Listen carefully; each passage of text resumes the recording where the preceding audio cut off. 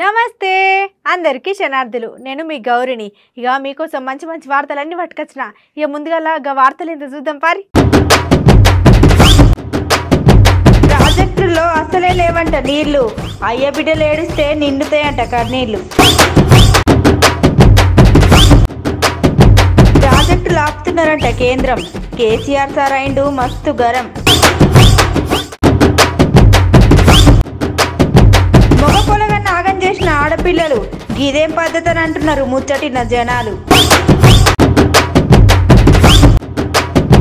2 పార్టీలు చేస్తున్నారంట యుద్ధం. రేవంత్ రెడ్డి సార్ అంటున్నాడు నేను సిద్ధం. అసెంబ్లీలో కొట్టుకున్నారంట లీడర్లు. నేర్పించింది పక్కా మనోళ్ళు. రాజకీయం అంటేనే లొల్లి. గట్లనే లీడర్లు అన్నప్పుడు టైం వచ్చినప్పుడు తిట్టుకోకుండా ఉండరు. మన దగ్గర ఏం తప్పు లేకపోయినా సరే అవతలను ఎట్లా ఏల్దామని సోచాయించే రోజులు. ఇక్కడ అసలు ముచ్చట ఏంటంటే రాజకీయం అంటేనే లొల్లి. అట్లనే లీడర్లు అన్నప్పుడు టైం వచ్చినప్పుడు తిట్టుకుంటారు, కొట్టుకుంటారు. ఇక మన దగ్గర ఏం తప్పు లేకపోతే అవతలను ఎట్లా ఏల్దామని సోచాయించే రోజులు. మరి ఇక్కడ ఏల్దామని చూసింది బండి సంజయ్ సారు. ఇక్కడ అసలు ముచ్చట ఏంటంటే ఇక బండి సంజయ్ సార్ ఎక్కడ మాట్లాడినా ఎప్పుడు మాట్లాడినా ముందు కేసీఆర్ సార్ కుటుంబ పాలన ముచ్చట మాట్లాడతాడు. హాయ్ టంకనే అసలు ముచ్చట సూర్య చేస్తాడు.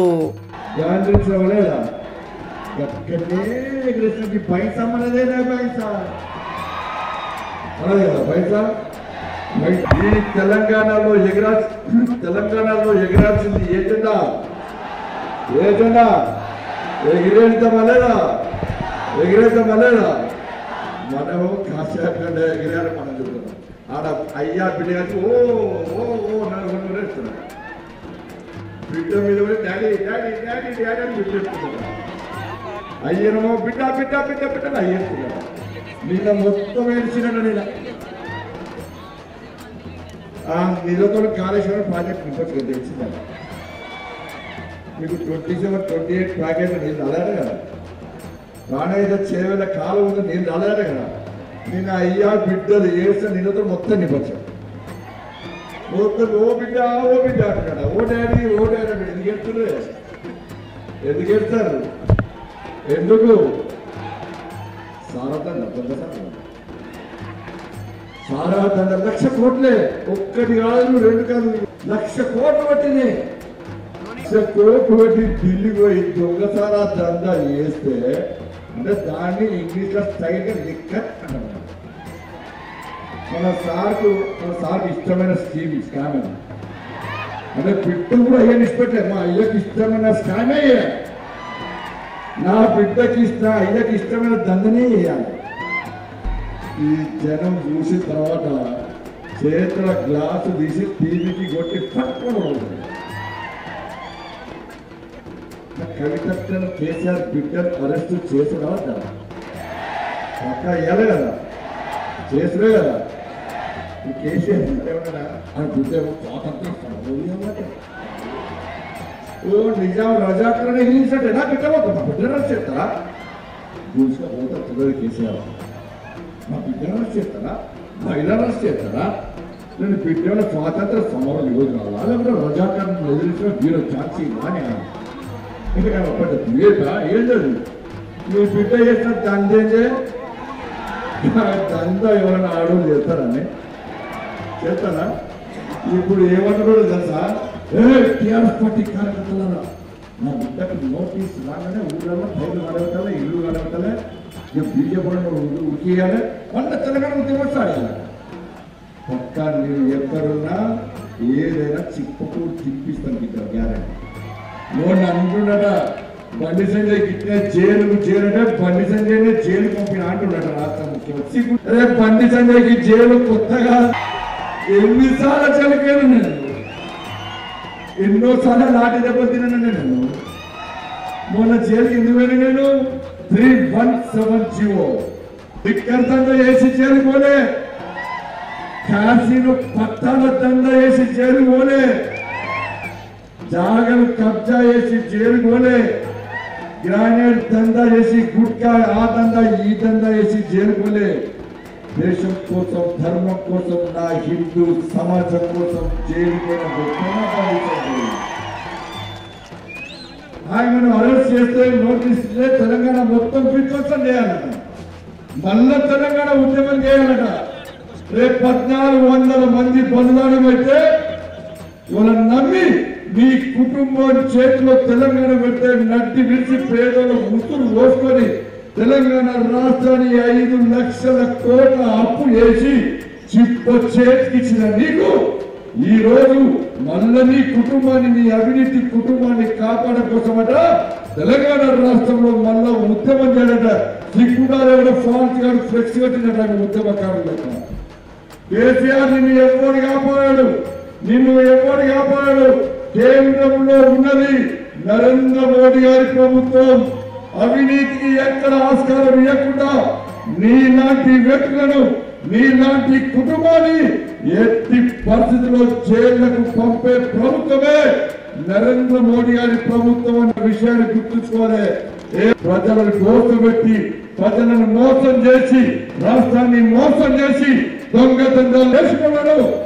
ఈడీ విచారణ జరపాలన్నా, సిబిఐ విచారణ జరపాలన్నా కేసీఆర్ గుర్తుంచుకోలే.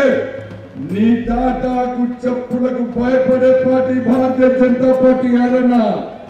దేశం కోసం, ధర్మం కోసం పనిచేయడంతో పాటు నీ మూర్ఖత్వపు ఆలోచనతో, నీ నియంతృత్వ విధానంతో ఈ తెలంగాణ రాష్ట్రాన్ని నాశనం చేస్తున్నావు.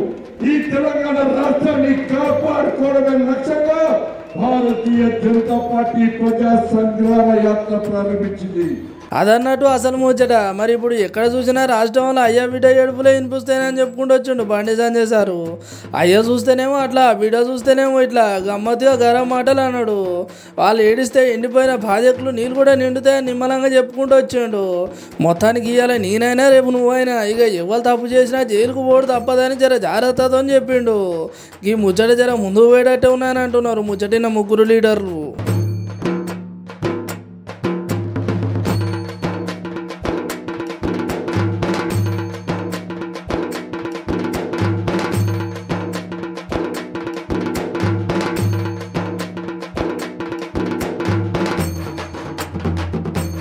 కేంద్రం చేయబట్టి మనం 3 లక్షల కోట్లు కోల్పోయినాం. మరి మన సర్కార్తోని కమలం పువ్వు పార్టీ లీడర్లు అస్సలు పోటీ వల్లేరు. గట్లనే ప్రభుత్వాన్ని తీసేస్తామంటారు. చేసే మంచి పనులు అన్నిటికీ అడ్డం వస్తారు. ప్రశ్నిస్తే ప్రభుత్వాన్ని కూలగొడతారా? అన్నీ చెప్పి మీరే మమ్మల్ని బతకనియరా? మేము కట్టుకొని ప్రాజెక్టులను అడ్డం వస్తారా? ఏంది ఈ పిల్లకి ఏమైంది అంత గిట్ల మాట్లాడుతుందని పరేషాన్ అయితే కాకురి. మరి అసలు ముచ్చటేందో మీరే చూడరి, మొత్తం సమస్య అవుతుంది. కేంద్రం చేయబట్టి 3 లక్షల కోట్లు కోల్పోయినాం. మరి మన సర్కార్తోని కమలం పువ్వు పార్టీ లీడర్లు పోటీ పడలేరు. అట్లనే ప్రభుత్వాన్ని తీసేస్తామంటే మంచి పనులన్నిటికీ అడ్డం వస్తారు. ప్రశ్నిస్తే ప్రభుత్వాన్ని కూలగొడతారు. అన్నీ చెప్పే మీరే మమ్మల్ని బతకనియరా? మేము కట్టుకునే ప్రాజెక్టులకు అడ్డం వస్తారా? ఇవన్నీ మాటలు నేనన్నది కాదు, మన సీఎం కేసీఆర్ సార్ అన్నాడు. మరి సార్ గట్లే ఎందుకన్నాడంటే, పాలమూరు జిల్లా నలుమూలల నుంచి తరలి వచ్చినటువంటి అక్కా చెల్లెలకు, అన్నదమ్ములకు అందరికీ నమస్కారాలు. ఈరోజు మహబూబ్ నగర్లో అద్భుతమైనటువంటి కలెక్టరేట్ భవనాన్ని, పరిపాలనా భవనాన్ని నిర్మించుకొని నా చేతుల మీదుగా ప్రారంభింప చేసుకున్నందుకు జిల్లా ప్రజాప్రతినిధులను, జిల్లా ప్రజలందరినీ కూడా నేను అభినందిస్తూ ఉన్నాను. ఆనాడు మనం పోరాటం చేసి మన రాష్ట్రాన్ని మనం సాధించుకున్నాం కాబట్టి, స్వపరిపాలన సాధ్యమైంది కాబట్టి ఇంత అద్భుతమైనటువంటి నిర్మాణాలు ఇవన్నీ కూడా మనం చేసుకోగలుగుతూ ఉన్నాం. అనేక రకాల కార్యక్రమాలు మనం తీసుకున్నాం. వాటి ఫలితాలు మీ కళ్ళ ముందు ఉన్నాయి. దళిత బంధు కార్యక్రమానికి శ్రీకారం చుట్టినప్పుడు నేను, కవిమిత్రులు గోరేటి వెంకన్న గారు, మన సాయి చంద్ గారు, ఇతర రచయితలు పాటలు రాస్తుంటే నేను రాయమని చెప్పిన. పల్లె పల్లెలో పల్లేర్లు మొలిసే పాలమూరులోనని ఆ రోజు పాడినాము. ఈరోజు పల్లేర్లు మాయమైనవి, బొంబాయి బస్సులు కూడా బంద్ అయిపోతున్నాయి, వలసపోయిన బిడ్డలంతా వాపసు వస్తున్నారు అని వలసలతో వలవల విలపించు పాలమూరు. పెండింగ్ ప్రాజెక్టులన్నీ బడిబడిగా పూర్తి చేసి, చెరువులన్నీ నింపి పన్నీటి జలకమాడి, పాలమూరు తల్లి పచ్చ పైట కప్పుకున్నది అని చెప్పి రాయమని చెప్పాడు.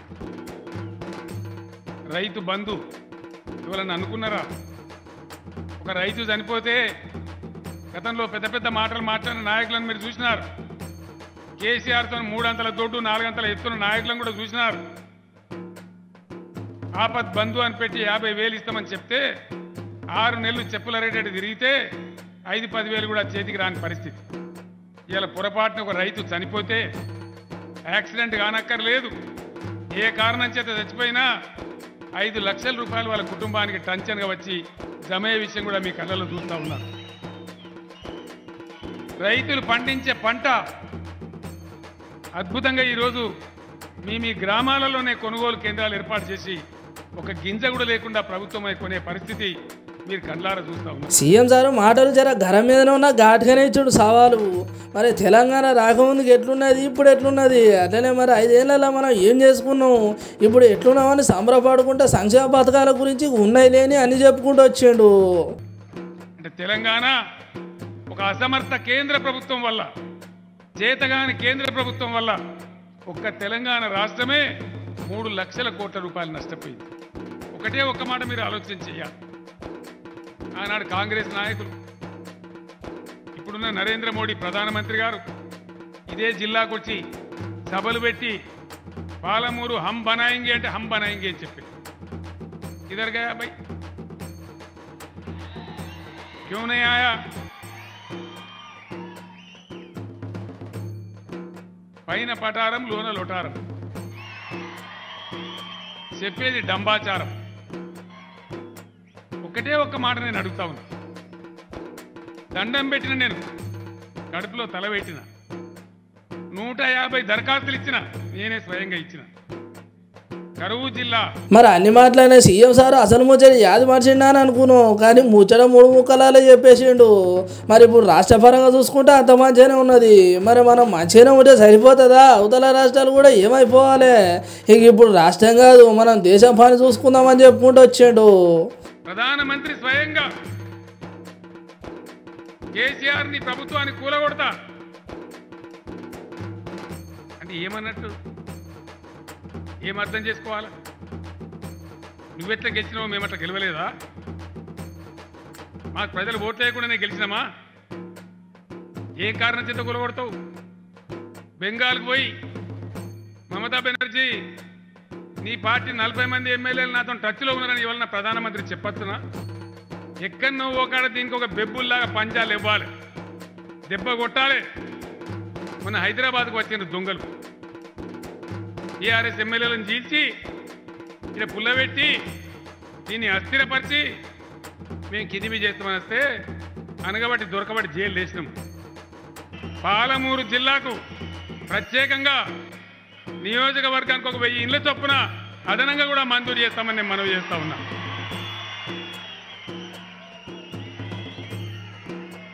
మీరు చేయంటుంది కానీ వేరే జిల్లాలో నన్ను కొడతారు. పాలమూరు జిల్లా వెనుక పడిపోయి ఉన్న జిల్లా కాబట్టి మనం ఎవరు వెనుక పడం, దరిద్రం వెనుక పడతాం, తన వెనుక పడతాం. దాన్ని తరిమేద్దాం. అందరం కలిసి అద్భుతమైన పాలమూరు నిర్ణయించుకుందాం. మన ముక్కలం బాగుపడితే కాదు, దేశం కూడా బాగుపడాలి. అందుకోసం ఖచ్చితంగా తెలంగాణ తరపున, మనందరి తరపున జాతీయ రాజకీయాలలో కూడా చురుకైన పాత్ర వహించాలి. వహించుదామా వద్దా? వహించుదామా? బీఆర్ఎస్ పోదామా? ఖచ్చితంగా పోదామా? ఇక్కడ మీరు గట్టిగా చూసుకుంటామంటే అక్కడ నేను గట్టిగా చూస్తా. పోదాం కదా? నాకు వినబడతలేదు. అందరం కలిసి పోదాం.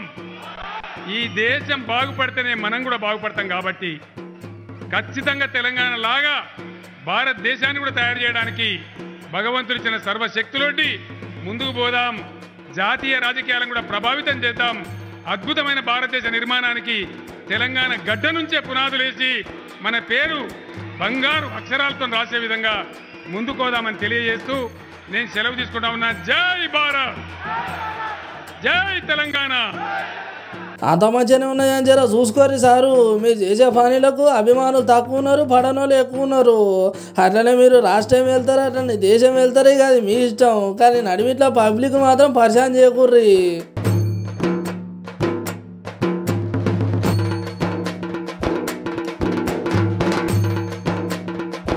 ఇక ముచ్చట మనం ఆలస్యం తెలుసుకున్నాం కానీ ఇక ఆలస్యం చేయకుండా ముచ్చట ఎంత చూడుర్రి.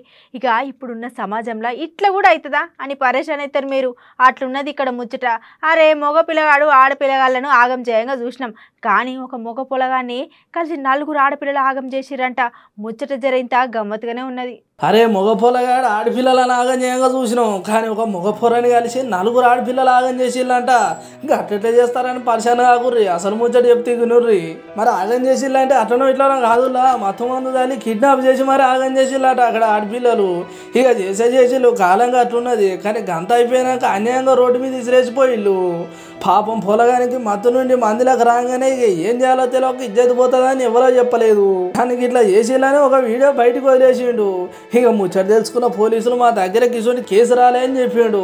ఇక అంతేమో కానీ ఇప్పుడున్న సమాజంలో దిక్కు ఆడోళ్ళకు అన్యాయం జరుగుతుందని ఆడోళ్ళకు రక్షణకు బొచ్చడి చట్టాలు పెడుతున్నారు. మరి ఇప్పుడు మగ పొలగానికి ఇట్లా చేసినందుకు ఎసొంటి చట్టాలు పెడతారో ఎసొంటి రక్షణ ఇస్తారో అని గమ్మత్తే కామెంట్ పెడుతున్నారు ముచ్చటిన సోషల్ మీడియా పబ్లిక్.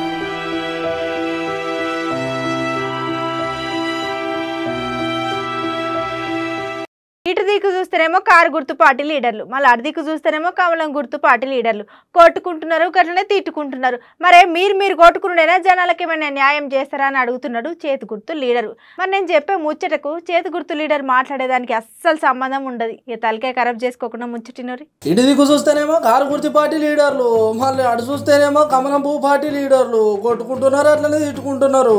మరి మీరు కొట్టుకున్నాడైనా జనాలకు ఏమైనా న్యాయం చేస్తారని అని అడుగుతున్నాడు చేతి గుర్తు లీడరు. మరి ఇక్కడ చేతి గుర్తు లీడరు ఎవరో ఏందని ఎక్కువసేపు సోచాయించకూర్రి. ఒక దిక్కు చూస్తేనేమో తెరాస అట్లనే బీజేపీ పార్టీలకు తిట్లు లొల్లిలకు లొల్లిలు, ఎక్కడ చూసినా పరిశాన్ అవుతున్నారు జనాలు. మరి నేను కూడా ఏమైనా ఒకటి చేద్దామని అనుకున్నాడో తెలియదు కానీ ముచ్చట మాత్రం అట్లనే ఉన్నది. కాంగ్రెస్ను దెబ్బతీసేందుకు టీఆర్ఎస్ అట్లనే బీజేపీ పార్టీలు మస్తు కుట్రలు చేస్తున్నారు, రాజకీయ రక్తపాతం లెక్క నడిపిస్తున్నానని మండిపడ్డాడు. మరి కథ ఇట్లుంటే బీజేపీ ప్రభుత్వం ఎమ్మెల్సీ కవితను అట్లనే రాష్ట్ర ప్రభుత్వం బిఎల్ సంతోష్ను అరెస్ట్ చేయడం లేదని ముఖ్యమైన ముచ్చట ముక్కుసూటిగా చెప్పిండు. మరి మేము పై నుండి అధికారులు వచ్చినప్పుడు సపోర్ట్ చేయకుండా సహకరిస్తాను. మరి టీఆర్ఎస్ పార్టీ అట్లనే బీజేపీ పార్టీలు ఎందుకు తప్పించుకుంటున్నారని తప్పని చెప్పుకుంటూ వచ్చిండు. మరి మీరు మంచుకుంటే మధ్యలో నేను ఆగమైనా అన్నట్టుగానే ఉన్నది రేవంత్ రెడ్డి సార్ చెప్పిన ముచ్చట. మరి ముచ్చటిన లీడర్లు తగ్గుకుంటారా? ఇప్పటికే లీడర్లు ఒక మాట అంటే అవుతానే లేరు.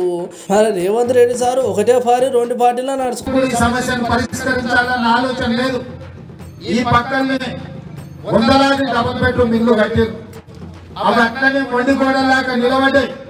ఇవాళ ఇక్కడ పేదలు ఇల్లు లేక కిరాయి కట్టుకొని ప్రభుత్వం డబుల్ బెడ్రూమ్ ఇల్లు ఇస్తే నెలకు 5,000 10,000 కిరాయి మిగిలితే పిల్లలకు చదువులు చెప్పించుకోవచ్చు. ఇంట్లో ఇంత మన బతుకులు బాగుపడతాయని మా ఆడపిల్లలందరూ కూడా డబుల్ బెడ్రూమ్ ఇల్లు వస్తుందేమని ఆశతో వేసారు. కానీ ఇవాళ ఇప్పటికీ 7-8 ఏళ్ళ నుంచి అక్కడనే ఖాళీగా పెట్టిండ్రు రాజీవ్ సొంతగా. ఇదే ఎందుకు పేదలకు ఇస్తలేరు? జవహర్ నగర్ లో ఇవాళ పేదలు లేరా అని నేను అడుగుతున్నా. ఇవాళ ఈ ప్రజలు ఓట్లు వేస్తే ఎమ్మెల్యే మంత్రి అయిన మల్లారెడ్డి గారిని నేను సూటిగా అడుగుతున్నా, నువ్వు 100 కోట్ల గురించి ముచ్చట చెప్పకు. జవహర్ నగర్ లో ఈ డంపింగ్ యార్డ్ సమస్యను పరిష్కరించవా? ఈ ప్రాంతంలో రోడ్డు వేయించవా?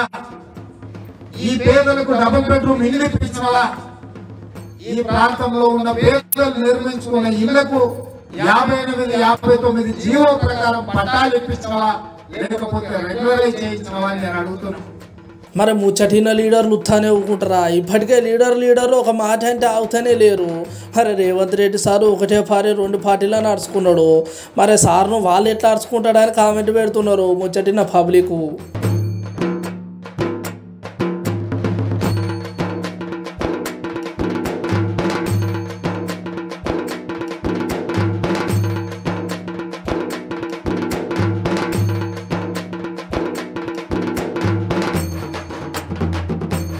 చలో మన అదర్స్ న్యూస్ లో చిట్కు పొట్టుకు వార్తలు ఏమనంటే చూద్దాం పారి. మన దగ్గర అసెంబ్లీలో రాజకీయ నాయకులు కొట్టుకోగా చూసినాం, అట్లనే తిట్టుకోగా చూసినాం.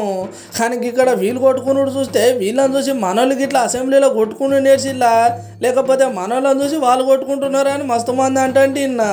ఇక ఈ ముచ్చట నిగనేలని పార్లమెంట్లో ఎంపీల మధ్యలో అయింది. కుర్చీలు ఇసిరేసుకున్నారు, చెంపదెబ్బలు చెల్లున పట్టే గల్ల పట్టుకున్న వాళ్ళు గడిపవతల పడ్డారు. మొత్తానికి ఈ వీడియో సోషల్ మీడియాలో సెక్కర్లు కొడుతున్నది. A brawl broke out in Senegal's parliament on Thursday after a male opposition lawmaker slapped a female colleague. Television footage showed the incident, which underscores growing acrimony between ruling and opposition party politicians. Video of the fight has been shared widely on social media, also sparking a debate about violence against women. During a budget presentation, Massad Sam of the opposition walked over and slapped Amy Ndaye Ganibi of the ruling coalition Benno Bokk Yakaar. Ganibi threw a chair back at Sam before another lawmaker tackled her to the floor. With blows, insults and accusations flying, the session was suspended. Sam had been addressing comments made by Ganibi over the weekend. She'd criticised a spiritual leader who's opposed to Senegal's President Macky Sall standing for a 3rd term. Sam had taken issue. Ganibi said she didn't care. Sam then walked over and slapped her. President Sall has refused to state clearly whether he will stand for a 3rd term in 2024. Supporters say he's allowed, critics say it would be a breach of term limits. Concerns over such a move fueled an election result in July in which Benno Bokk Yakaar lost its comfortable majority in parliament. Tensions have been growing between the two sides ever since.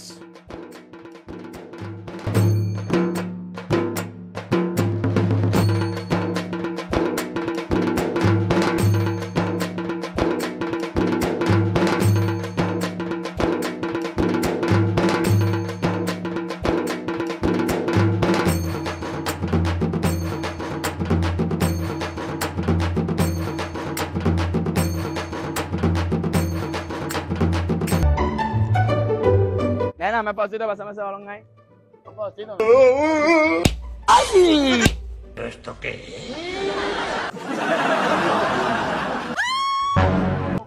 ¿Qué te pasó, mamá? ¿Qué te pasó? ¿Pero qué te pasó? ¿Qué te pasó? ¡Ay! ¿Qué te pasó? Una broma, mamá, una bromita allá, mira, mira. Una broma, allá.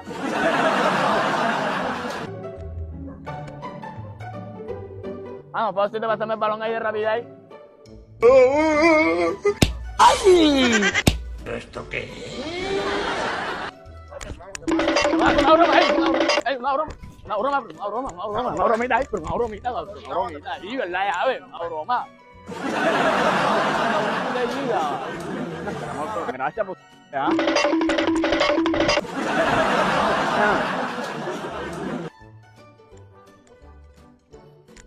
¿Qué más? ¿Me pasito pasarme el balón ahí? ¡Ay! ¿Esto qué es? Gracias, nena. Ahí estoy. Es una broma, una broma. Ey, una broma, una broma. Una broma ya. Ey, es una broma ya, una broma, pasito, una broma, mi hermano, una broma ya, ves. Todo bien, una bromita ya, todo bien. Una broma, ven.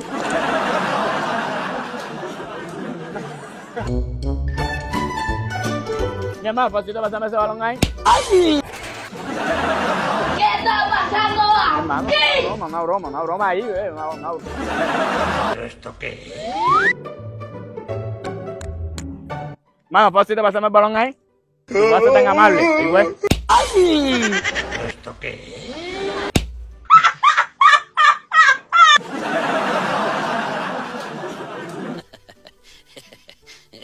Gracias.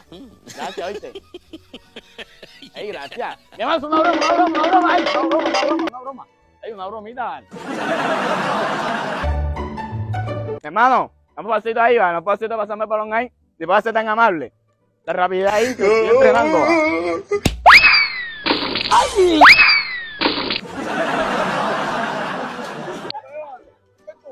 No, ey, mi hermano, no vale. Ey, es una broma.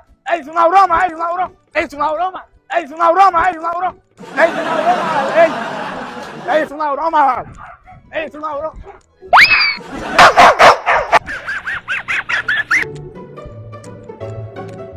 Hermano, ¿puedo hacerte pasarme para un hecho? ¿Puedes ser tan amable?